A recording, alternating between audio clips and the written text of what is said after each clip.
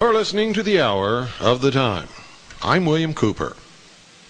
In 1/6 gravity, everything would weigh 1/6, or 16.7% of its earth weight. In other words, a 180-pound man would weigh a mere 30 pounds. Think about this, ladies and gentlemen, because I'm going to strip away some of the bullshit that NASA's been shoving down your throats for years. Writers were speculating on the athletic abilities of men on the moon a long time before the space program and Apollo. They based their calculations on 1/6 gravity, because that's what the scientists told us the gravity on the moon would be. And the public was anticipating some of these spectacular athletic feats when astronauts explored the moon. Do you remember seeing any? None were ever performed, ladies and gentlemen. There just weren't any. And you say, well, they were weighted down with these big, giant, heavy suits. I got a bridge. You want to buy it? You may remember the televised pictures of astronauts moving around on the moon's surface. If so, we challenge you to recall any extraordinary feats at all. Because in all actuality, ladies and gentlemen, there were absolutely none. Zero. Zilch. Zip. Nothing. In the November 1967 issue of Science Digest, an article appeared by James R. Barrie entitled, How to Walk on the Moon. In it, Mr. Barrie predicted that men would be able to make 14-foot slow-motion leaps, perform backflips, and other gymnastics just like professionals, and be able to easily move up ladders and poles with their arms, not even having to use their feet.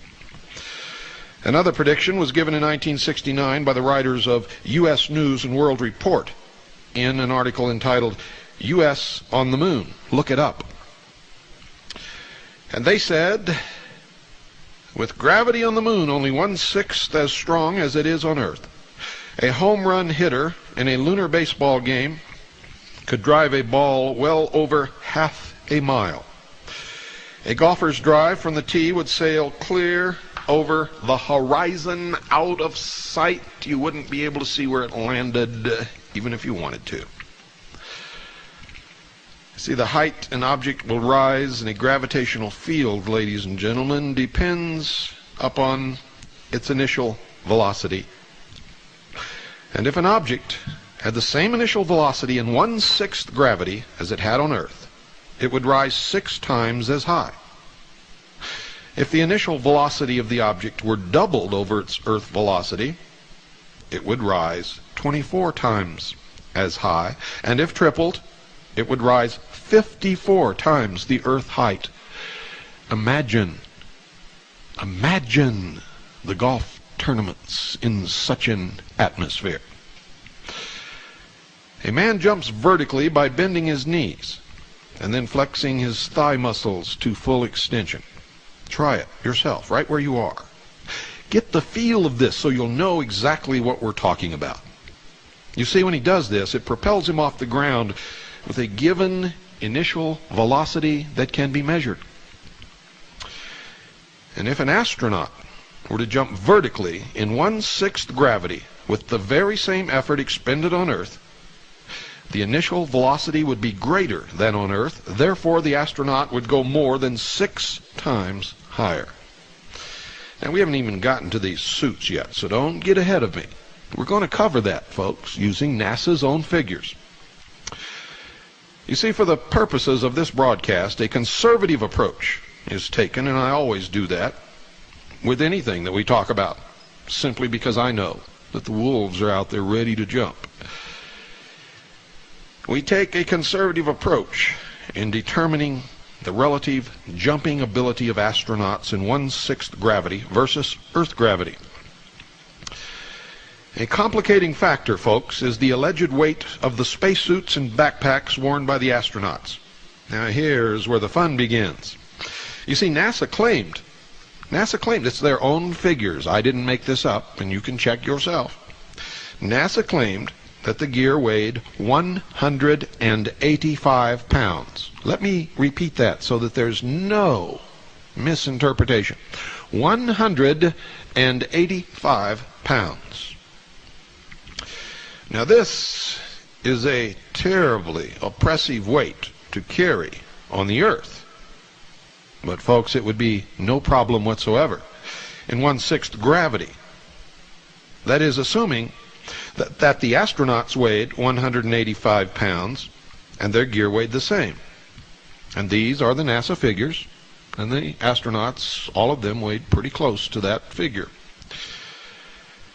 The total combined weight, ladies and gentlemen, in 1/6 gravity would be only 62 pounds.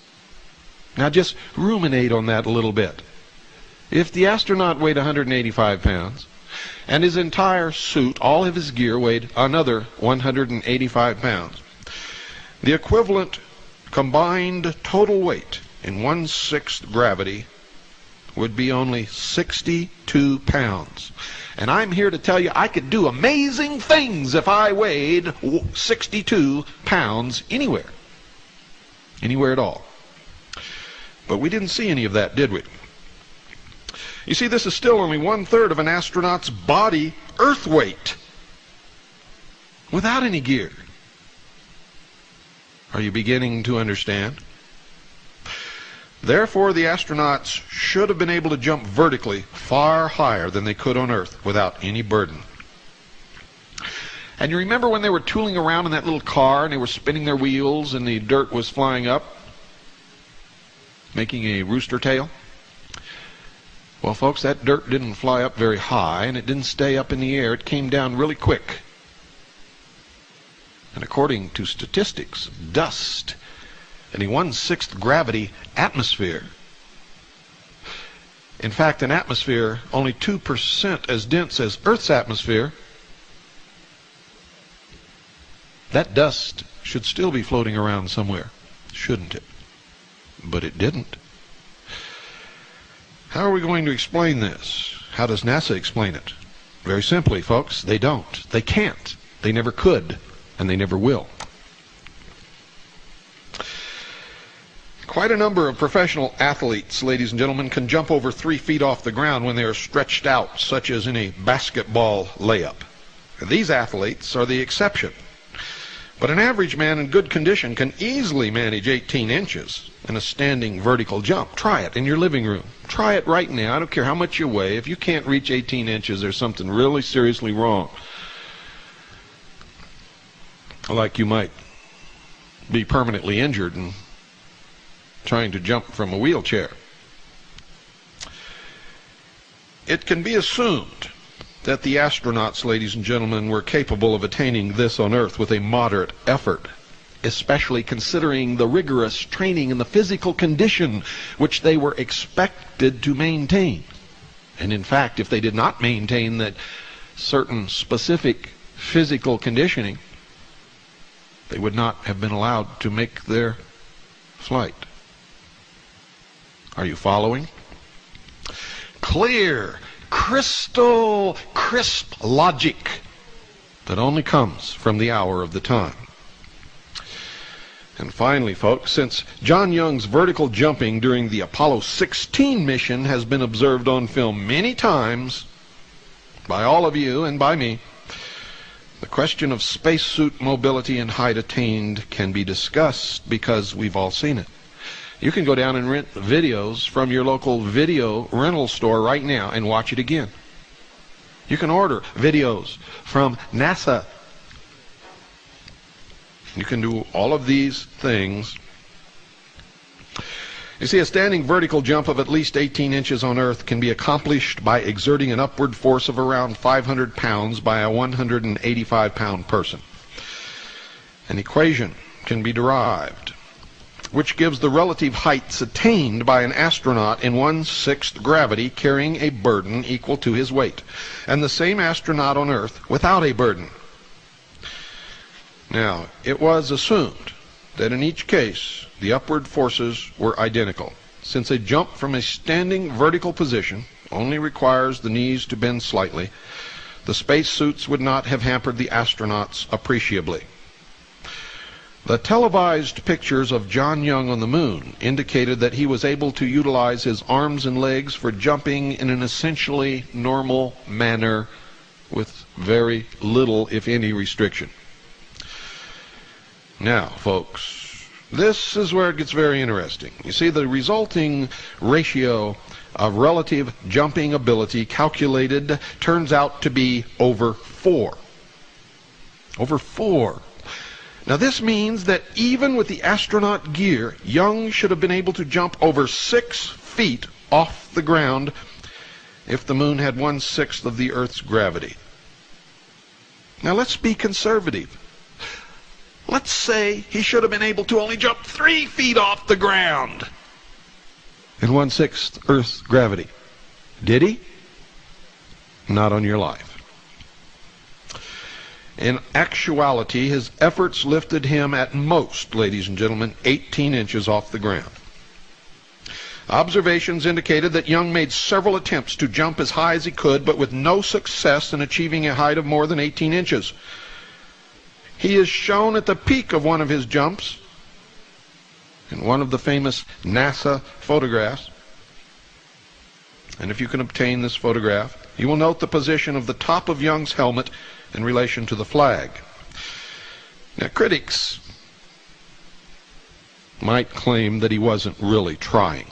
Now, if you were on the moon and you had a chance to make a record jump and you knew that you were being viewed on television by billions of people around the world, are you trying to tell me that you wouldn't really try? Really? Is that what you're trying to say? Do you expect me, William Cooper, to believe such blithering nonsense? Because I don't believe it for 1 second. I think Young was trying the very best that he possibly could.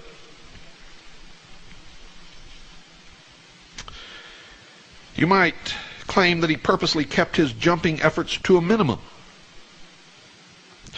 But if this were the case, ladies and gentlemen, a similar Earth effort without a backpack and suit would have lifted him only 5 inches or so. And this was probably Young's last chance to demonstrate that the moon had a low surface gravity. Why on earth wouldn't he make a reasonable effort to impress the world by jumping at least 3 or 4 feet? Especially when the figures say he could have easily reached 6 feet off the ground in a 1/6 gravity. You see, a reasonable jump would have been conclusive proof that the moon had a low gravity, and the risk of injury would have been minimal in low gravity conditions, even with the backpack and suit. With the knowledge that the astronauts could only jump about 18 inches on the moon, and assuming that the gear weighed what NASA claimed, and assuming that they were really on the moon when they made this jump, which is quite an assumption based upon all the evidence that we've been able to gather here, moon gravity is conservatively calculated to be at least 50% of Earth gravity. Now, if NASA overstated the true weight of the astronauts' gear, moon gravity would be appreciably higher. Evidence to follow, ladies and gentlemen, I'm going to present it to you during this broadcast, suggests that the astronauts' gear weighed no more than about 75 pounds total. That's right, 75 pounds total. But even if it did weigh 185 pounds, as NASA says, we've already given you enough proof to show that NASA's been lying to us for a long, long time. The moon's gravity was calculated to be 71% of the Earth's based on the following assumptions, ladies and gentlemen. That John Young jumped 18 inches on the moon. His space suit and backpack weighed 75 pounds on Earth, and he could manage 18 inches on the Earth without any burden. Now, even if that's wrong, if his suit actually weighed 185 pounds, it would still say that the moon's gravity was at least 50% of Earth's, assuming that all of these other things are constant. A lot of writers, ladies and gentlemen, seem to give the impression that the moon suits worn by the Apollo 11 astronauts were extremely restrictive.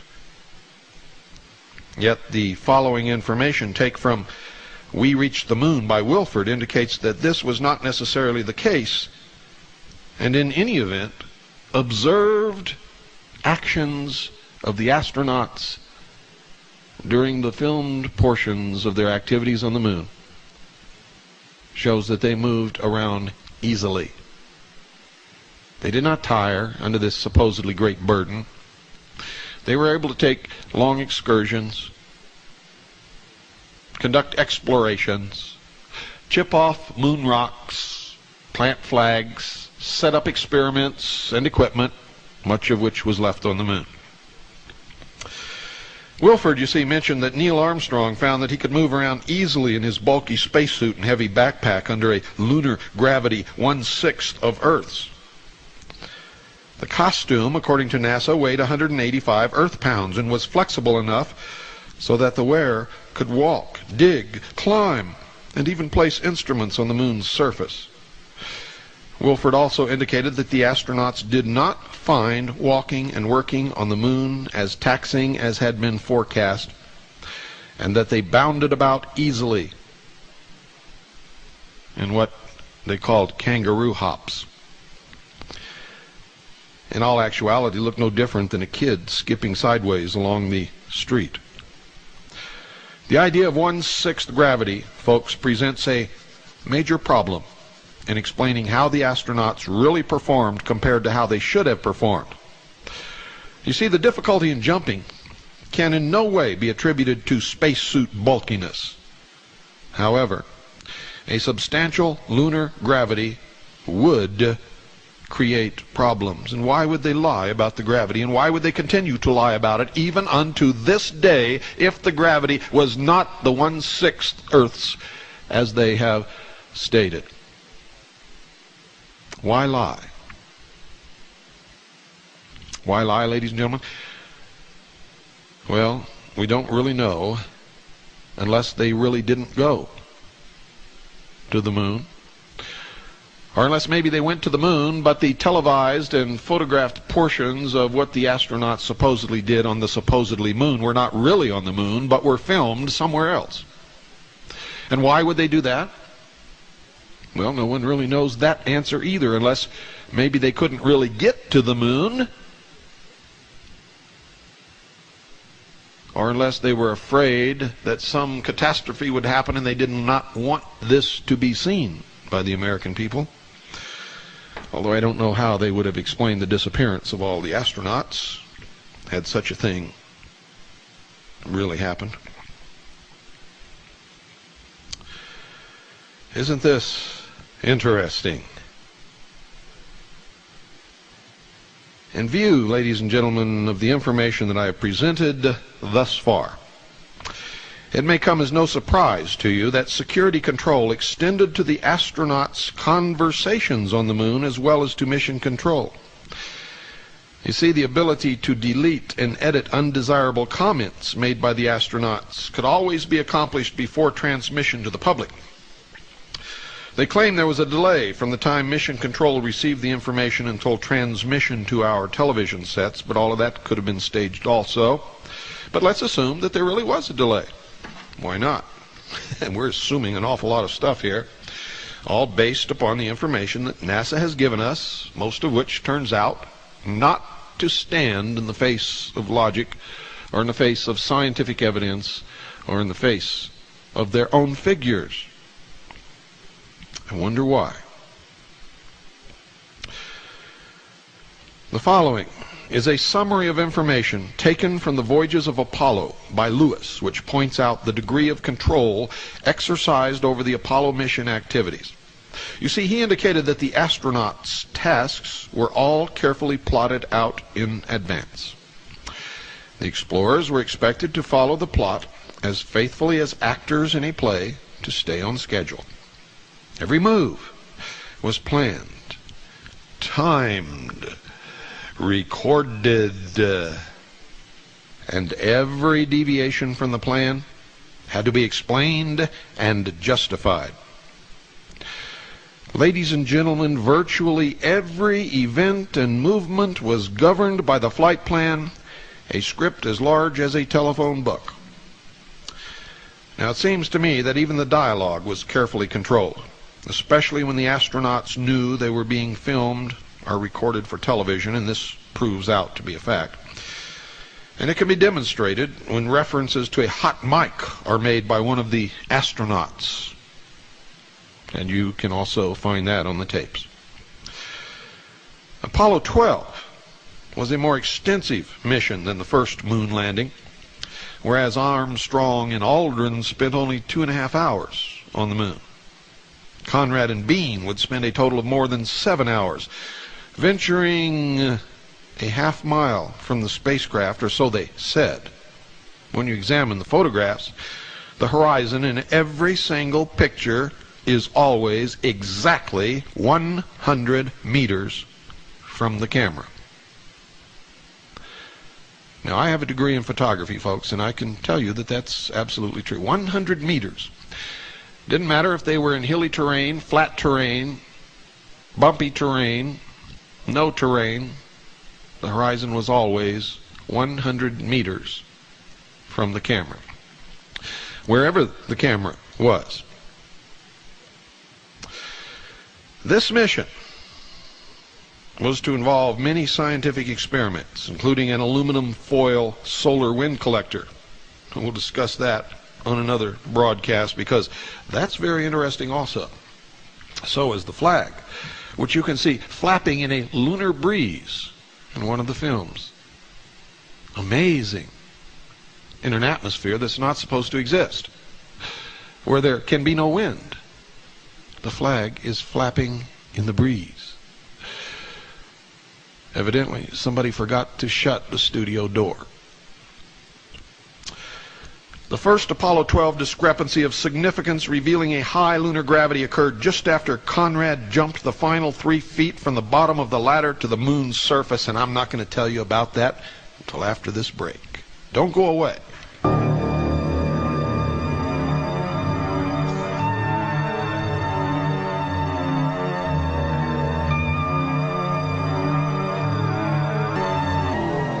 Helicopters all over the place out here, folks. South of town for the last several nights, large maneuvers involving helicopters and troops on the ground and in the air. Right now there are 3 black helicopters on the ground at the St. John's Airport. Don't ask me what's going on, because they don't tell me what their plans are or what they're doing. But I will tell you this: there is an ominous air. And we are always ready in Arizona. Continuing with our broadcast, this information that I'm going to give you was summarized from an account of the incident by Lewis. As Conrad stood on the lunar module landing pad, he stated that the last step may have been a small step for Neil, but was a long one for him. He then stepped off the pad and mentioned that he could walk pretty well, but that he had to take it easy and watch what he was doing. As Conrad was scooping up the contingency sample, Bean warned him not to fall over, since he appeared to be leaning forward too far. Now, supposedly it would be difficult for him to get up in the moon suit if he fell over. Conrad then stated that he did not think Bean would be able to steam around as fast as he thought he could.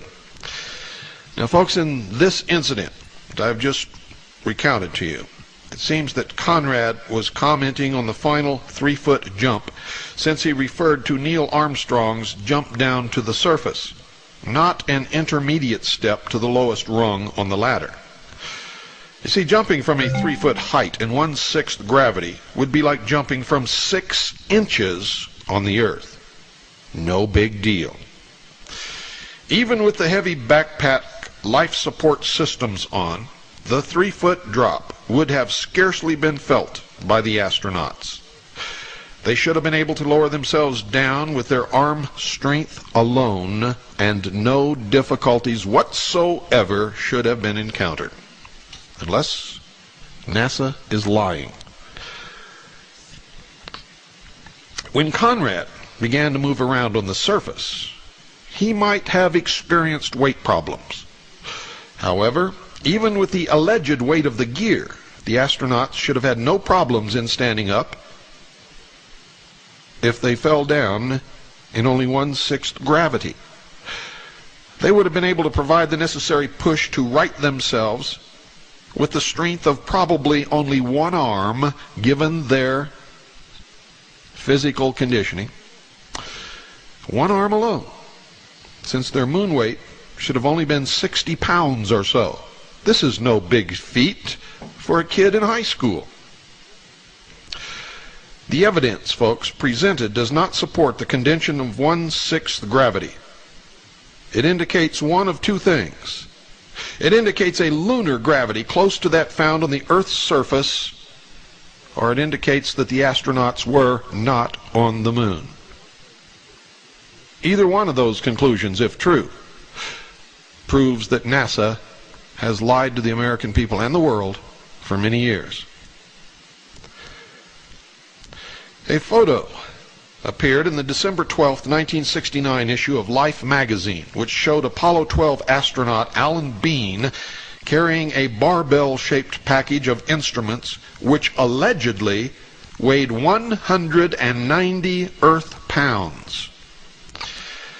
Now, the accompanying statement that it had a moon weight of only 30 pounds cannot be consistent with the photo, which shows, ladies and gentlemen, a noticeable bow in the 1-inch steel bar.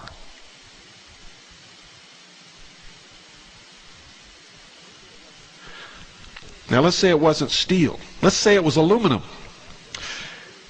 But the barbell, the total weight, which NASA says only weighed 30 pounds in the moon weight, even a 1-inch aluminum bar would not bow like you see in that picture. What else could it have been? Balsa wood? I don't think so. The movie film of this event is even more revealing, ladies and gentlemen, as Bean carried the instrument package across what was said to be the lunar surface. The bar bent up and down, strained by the heavy burden on each end.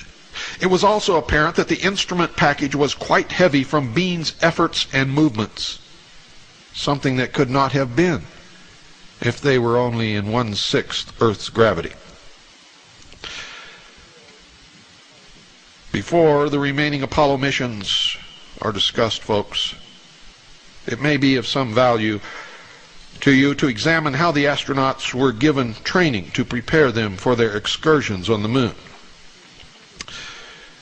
If a 185-pound astronaut carried a backpack, life support system, and spacesuit weighing 185 pounds, the combined total weight of astronaut and gear would be 370 pounds on Earth, compared to 62 pounds in 1/6 gravity conditions. And remember, we're talking total weight. Therefore, an Earth simulation of 1/6 gravity would have to lighten the astronaut and his equipment to 1/3 of his normal Earth body weight. Any attempt to simulate 1/6 gravity on Earth would have to be made underwater or with a special contraption which actually helps to lighten the astronaut and his burden, regardless of whether he's moving up or down. And both of these methods were employed by NASA. Both of them. However, in early 1964, ladies and gentlemen, space scientists discovered Oregon as a place to serve as a lunar workshop without using water or special devices. You see, astronauts were sent to the Bend, Oregon area to get their moon legs, so to speak. Walter Cunningham was the first to try out the moon suit, backpack, life support system, and certain tools which were to be used by Armstrong and Aldrin on the moon excursion. In the first test over lava rocks, Cunningham lost his balance and sprained his thumb, tearing small holes in the suit glove which caused it to lose pressure. Evidently a full simulation was attempted. If so, How could the NASA people rationalize the weight problem? Can you explain it? I can't. There's no way that the condition of 1/6 gravity could be reproduced in this manner.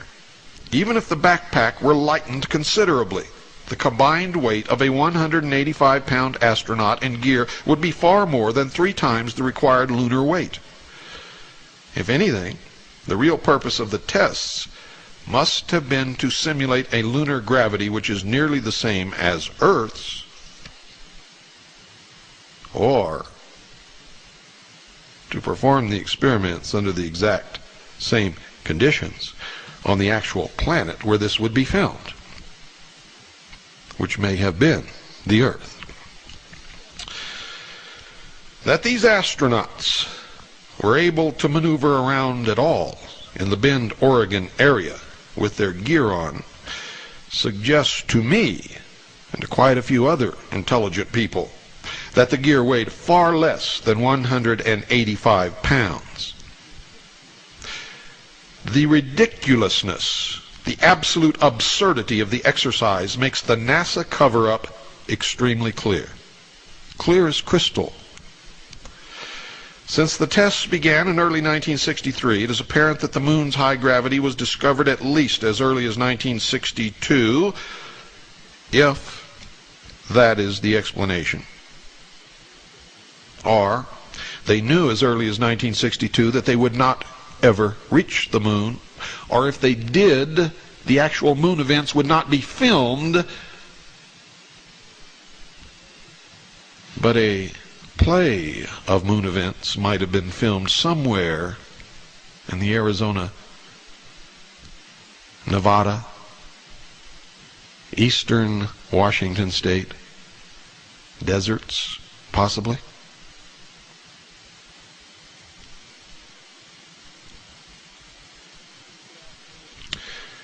You see, throughout the early Apollo missions, folks, an attempt was made to impress the public that the Apollo moon suits were extremely bulky and awkward.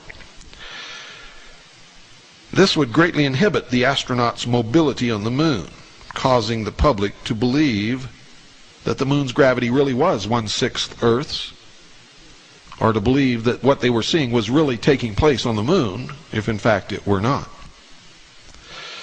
Consequently, the astronauts would be effectively handicapped and incapable of impressive athletic feats.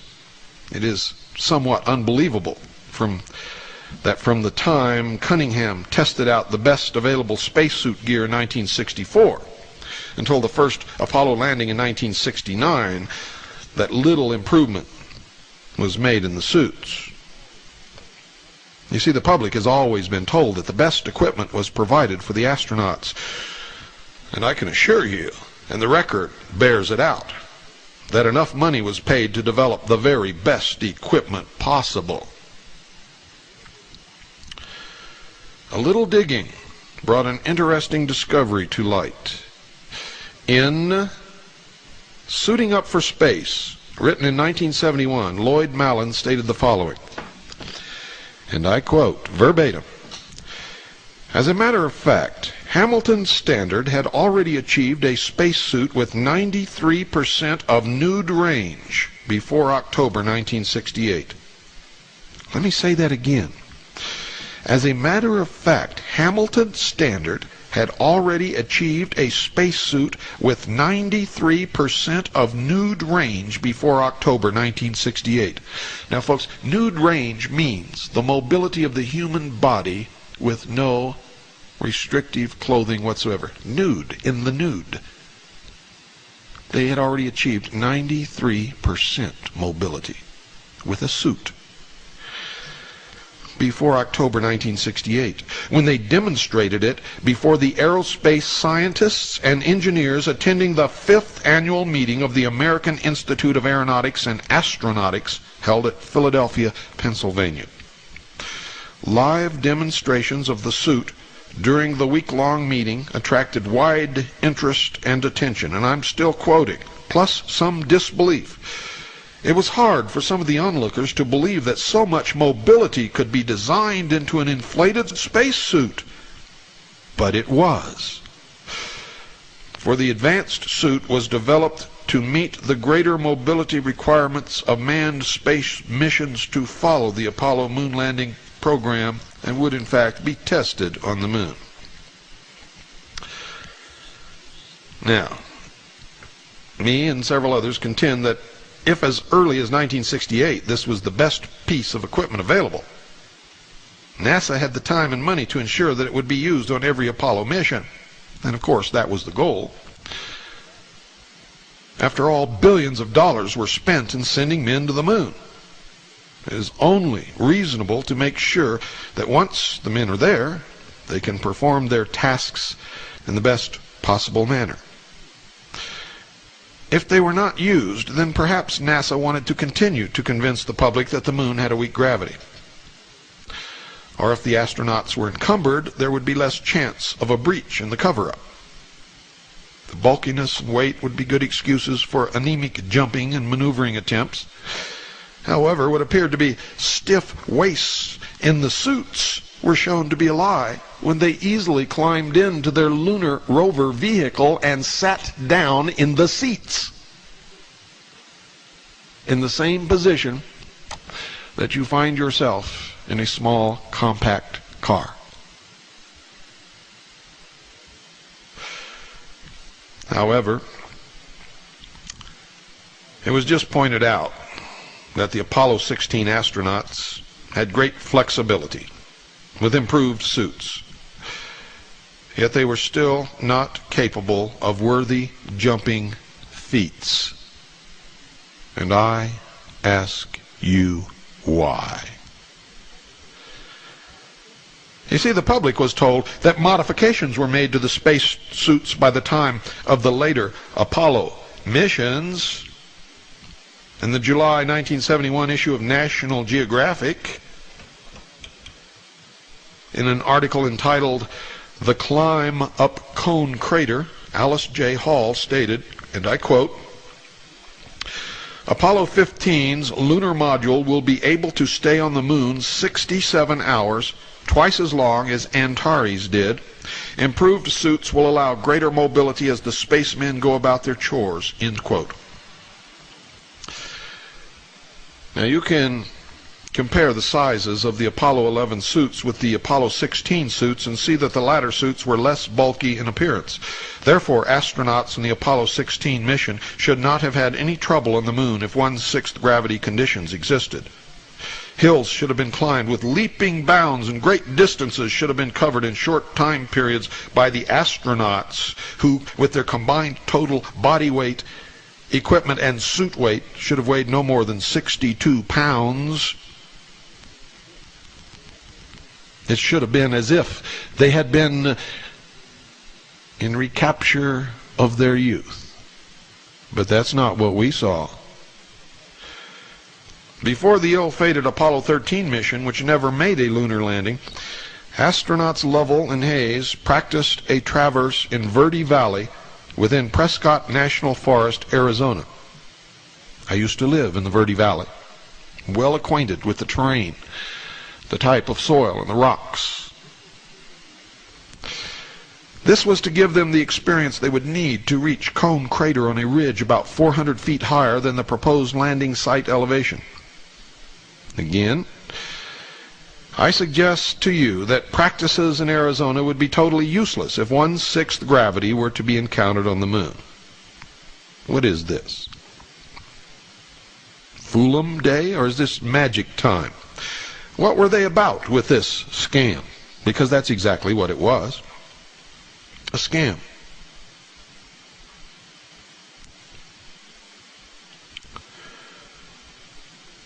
Their centers of gravity on the moon would be different from the Earth simulations, and the Earth weights would be 3 or 4 times too high to reproduce lunar conditions. However, the practice sessions would certainly have been useful in simulating Earth gravity conditions. Do you understand what I'm telling you? If Cunningham's backpack and spacesuit had weighed 185 pounds, he would have become totally exhausted in just a couple of minutes. with a combined weight of 370 some odd pounds. But he was not. He was not. Incredibly, his 1964 simulations involved spacesuit pressure. This implies that he carried oxygen and some sort of cooling system. Otherwise, he would have quickly passed out from the heat exhaustion. And, as an ex-professional diver, I can tell you that's true. And all this evidence points to the conclusion that the life support systems and spacesuits were light enough for the astronauts to have performed in high lunar gravity conditions for extended periods of time because they did it with the same equipment in Earth gravity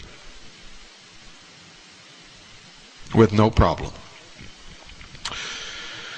In addition, this was accomplished as early as 1964, ladies and gentlemen, and developmental efforts would have lightened the gear considerably by 1969, and indeed the evidence and the statements by NASA and others confirmed that this did indeed take place. The combined spacesuit and life support system weight was probably less than 75 pounds. That's what the evidence shows.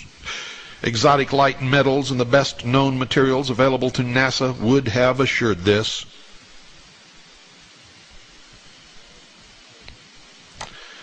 Following the Apollo 13 mishap on the way to the moon, a 10-month delay was taken to re-engineer and modify the spacecraft before Apollo 14. This mission would be another attempt to reach the highland regions of Fra Mauro, and the highlight of the trip was to be the 1.8-mile excursion to Cone Crater. Now, problems arose because the trip was mostly uphill and the astronauts had to take turns with the modularized equipment transporter, or what they called the MET, the MET.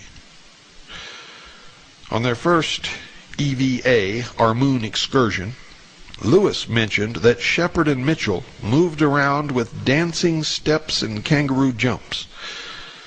Unfortunately, it seems like the first excursion must have gotten the best of them, because on the trip to Cone Crater, the explorers were huffing and puffing and their heart rates climbed. And they should have only had a combined weight, even if their suits did weigh 185 pounds, in 1/6 Earth's gravity of only 62 pounds. What's going on here?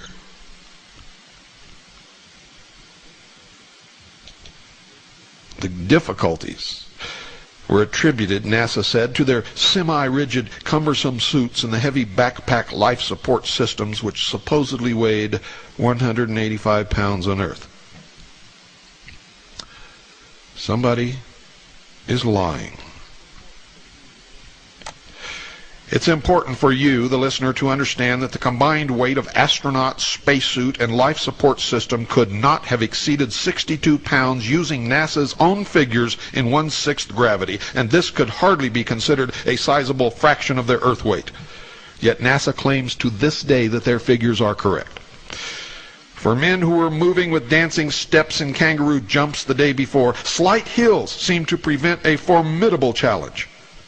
Now, if the moon's weak gravity presented such an awesome challenge to astronauts in walking uphill, then perhaps the excellent physical condition which these men were supposed to be in was overrated.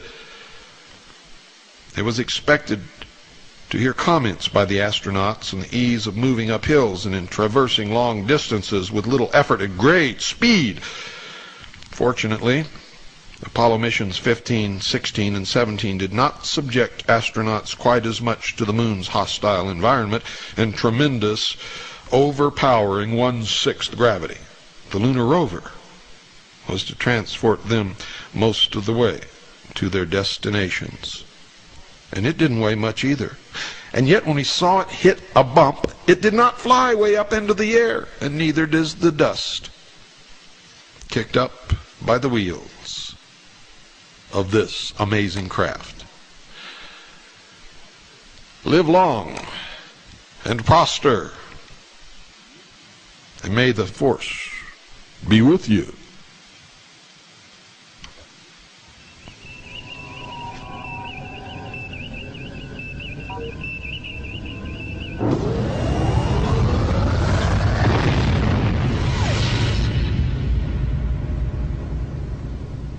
Good night, folks, and God bless you all.